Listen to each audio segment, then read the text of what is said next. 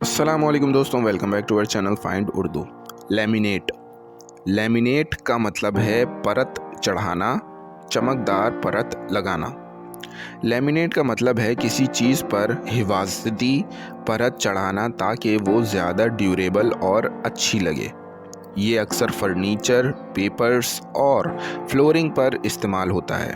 Lamination سے چیزوں کو پانی، خراش اور گندے ہونے سے بچایا جاتا ہے۔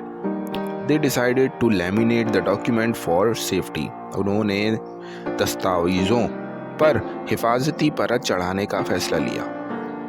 تو دوستو، لیمینیٹ کا مطلب ہے کسی چیز پر حفاظتی پرت لگانا تاکہ وہ محفوظ اور زیادہ ڈیوریبل ہو۔ امید ہے اب آپ کو لیمینیٹ کا مطلب سمجھ میں آ گیا ہوگا۔